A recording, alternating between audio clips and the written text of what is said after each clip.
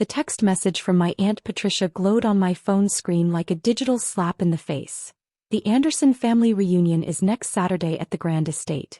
Given your current situation, we think it's best if you don't attend. We have standards to maintain. I sat in my private office on the 47th floor of the city's most prestigious building, surrounded by floor-to-ceiling windows offering a panoramic view of the skyline, and laughed. 5 years ago that message would have cut deep. Now it was just amusing. My phone buzzed again. We can't have your financial struggles embarrassing the family. Some very important guests will be attending. I glanced at the stack of documents on my desk, mortgage papers for half the family's properties, all quietly purchased through my investment firm over the past 3 years. The Anderson family had no idea that their poor relative now controlled their financial fate. Besides, another text chimed in, this time from my cousin Victoria. Your outfit from last Christmas was from Target.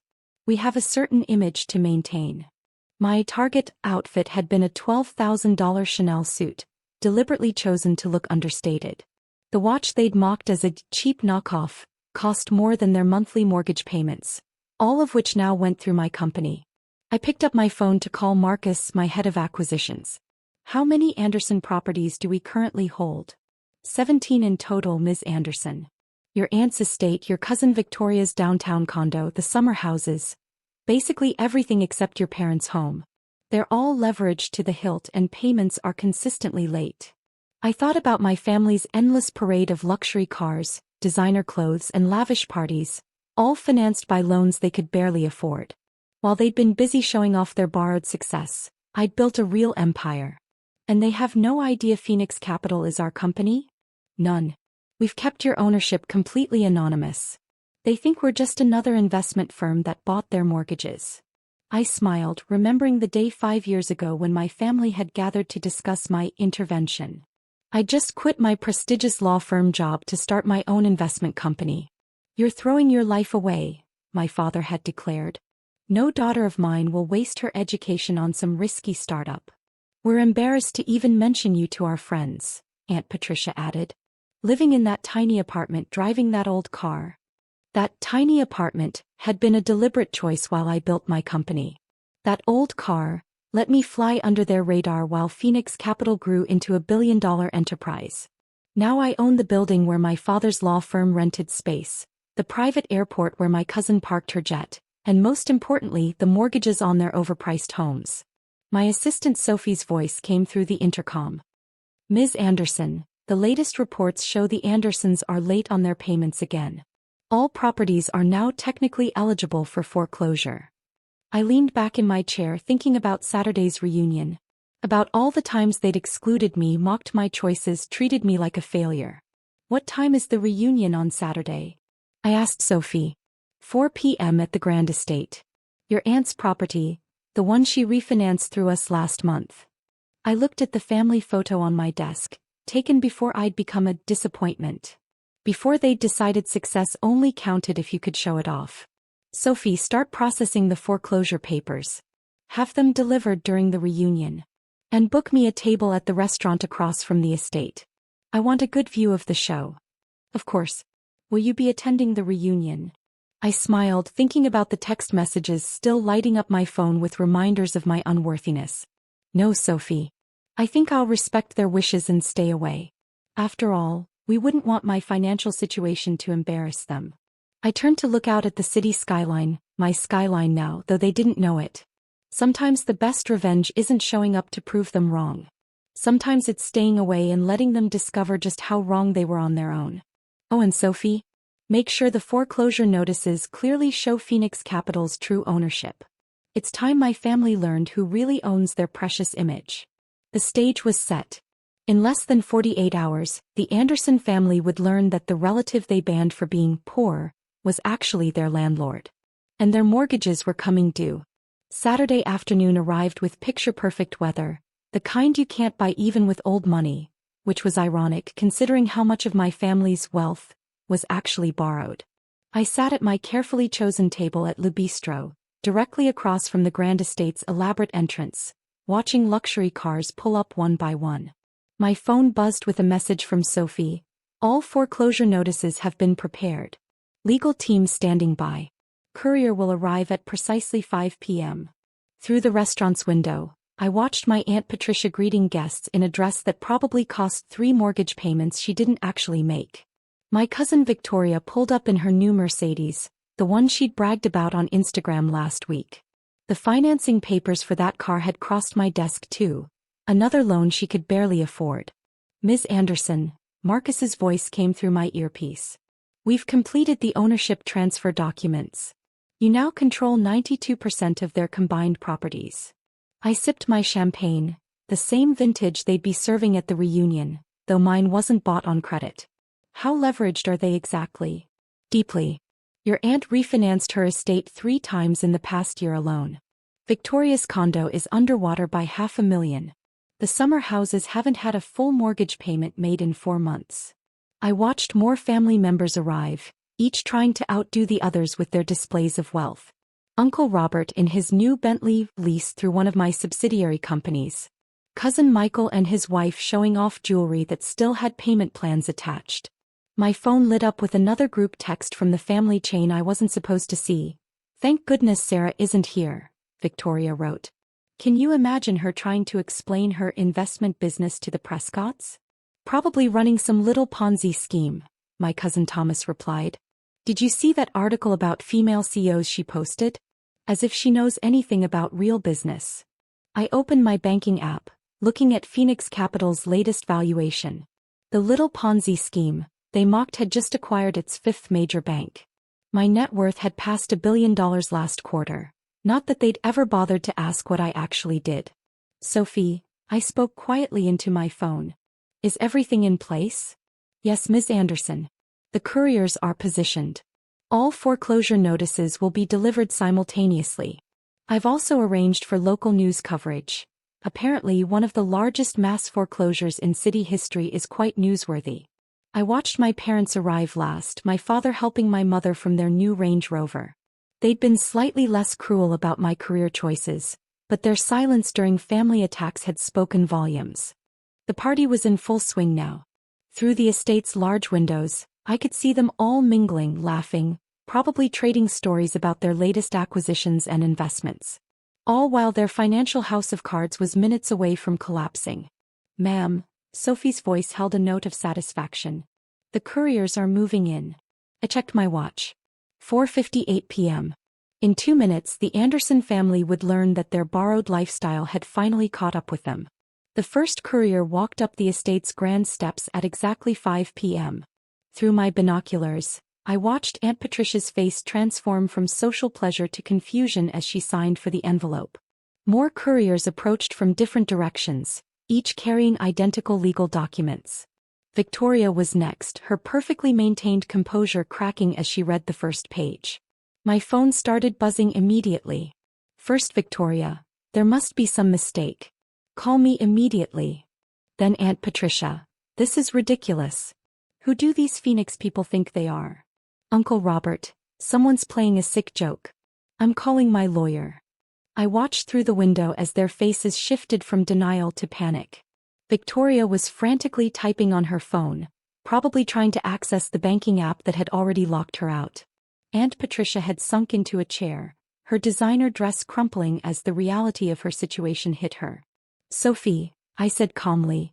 Implement phase 2. Across the city, for sale signs appeared in front of 17 properties. The summer houses, the downtown condos, the vacation homes, all simultaneously listed on the market. My phone buzzed again. This time it was my father. Sarah, something terrible is happening. We need your help. I know you have some experience with investments. I typed back a single response. I thought my investment business was just a little Ponzi scheme. The chaos at the reunion was visible even from across the street. Victoria was crying, mascara streaming down her face as she learned her condo would be auctioned next week. Uncle Robert was shouting into his phone, probably discovering that his lawyer couldn't help him anymore. Then came the moment I'd been waiting for. Sophie's voice held barely contained glee. Ms. Anderson, they've just received the ownership disclosure documents. Through my binoculars, I watched as Aunt Patricia's face went from red to white. Victoria dropped her phone. Uncle Robert stopped mid-shout. The documents revealed what they'd never bothered to discover: that Phoenix Capital was owned by the very relative they'd banned from their reunion. That every late payment, every refinance, every desperate attempt to maintain their lifestyle had put them further under my control. My phone exploded with messages. Aunt Patricia, this is impossible. You can't be Phoenix Capital. Victoria, please Sarah, we can explain. Uncle Robert, let's talk about this like family. I stood up from my table, leaving enough cash to cover my bill and a generous tip. It was time for the final act of this performance. Sophie, I said, walking to my car. Implement the last phase. Across the city, sold signs appeared on all 17 properties. But the buyers weren't random investors or developers. Each property had been purchased by a homeless shelter, a domestic violence center, a rehabilitation facility, all causes my family had fought to keep out of their prestigious neighborhoods. As I drove away from the grand estate, I could see reporters arriving, drawn by the story of one of the city's most prominent families losing everything to the relative they'd shunned. My phone buzzed one last time. A message from my mother. Why didn't you tell us? I smiled, thinking of all the family dinners where they'd talked over me, all the reunions where they'd relegated me to the kids' table, all the times they'd dismissed my success because it didn't come with flashy displays of wealth. You never asked, I typed back. You were too busy maintaining your image to see what I was building. Then I turned off my phone and headed back to my office. After all, I had an empire to run, a real one built on hard work and smart investments, not loans and appearances. The aftermath of the reunion unfolded exactly as I'd planned, though even I couldn't have predicted the level of chaos that followed. By Monday morning, the story had made national news. Family bans poor relative from reunion discovers she owns their mortgages. I sat in my office, watching the city wake up as Sophie delivered my morning briefing. The Anderson properties have all been transferred successfully, she reported. The homeless shelter in your aunt's estate will open next month. Victoria's condo is being converted into a women's crisis center, and the summer houses are becoming rehabilitation facilities. I nodded, scrolling through the flood of messages still pouring in from family members. Their tones had shifted from demanding to desperate. Aunt Patricia, Sarah, darling, we can explain everything. That text wasn't meant to be cruel. We were trying to protect you. Victoria, please, I'll lose everything. My friends, my status, my life. Uncle Robert, be reasonable. We're family. You can't just destroy us like this. A knock at my door interrupted my thoughts. Come in, I called, knowing who it would be. My parents entered, looking smaller somehow, less certain than they had at the reunion. My mother's designer outfit seemed out of place now, knowing it was probably bought with borrowed money. Sarah, my father started, then stopped, taking in my office for the first time. The view, the achievements on the walls, the evidence of success they'd never bothered to see. How? My mother whispered. How did we not know? I gestured to the chairs in front of my desk. You never wanted to know. You were too busy being embarrassed by my choices to see where they were leading. But Phoenix Capital. My father struggled with the words. It's worth billions. You're on the Fortune 500. Yes, I said simply. I am. Though you'd know that if you'd ever actually asked about my work instead of dismissing it as a little investment business. My mother dabbed at her eyes with a monogrammed handkerchief. The foreclosures, the shelters. Was it all just revenge? I stood up, walking to the window. No, Mom. Revenge would have been selling your homes to developers, watching them tear down your precious estates for profit. This. I gestured to the city spread out before us. This is justice. Those shelters and rehabilitation centers will help people who need it. They'll do real good in communities you tried so hard to keep exclusive. But where will everyone go? She asked, her voice small. I turned back to face them. I've arranged temporary housing for family members who need it. Basic apartments, nothing fancy. They'll have to work real jobs, live within actual means. Maybe for the first time, they'll understand the value of earning something instead of borrowing it. My father stood up straighter, his lawyer instincts kicking in. There must be some legal recourse. There isn't, I cut him off. Every transaction was completely legal. Every loan, every refinance, every missed payment. It's all documented. You all sign the papers, Too busy showing off your borrowed wealth to read the fine print.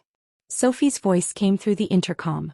Ms. Anderson, the press is requesting a statement about the family situation. I pressed the button to respond. Tell them Phoenix Capital is implementing a new community improvement initiative, converting underutilized properties into social service facilities. No further comment needed.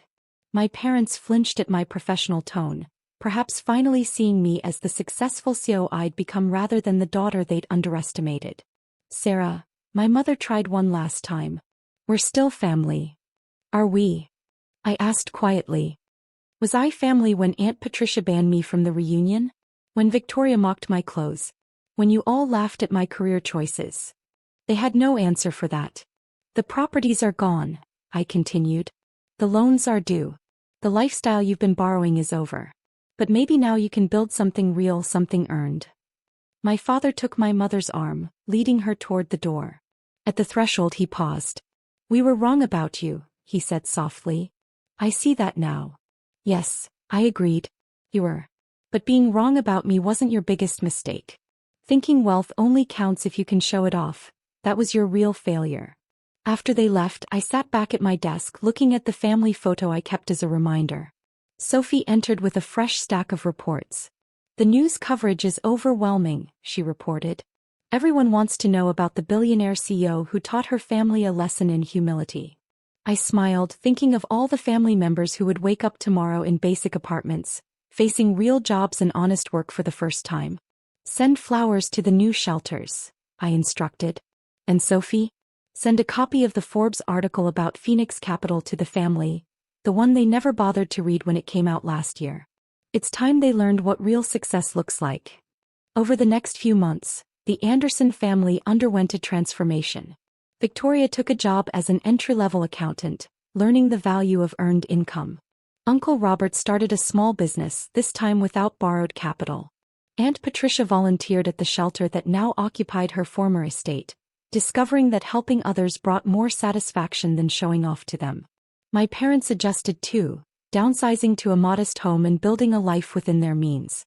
Sometimes I'd catch glimpses of them in the city, looking more genuine somehow, unburdened by the weight of appearances.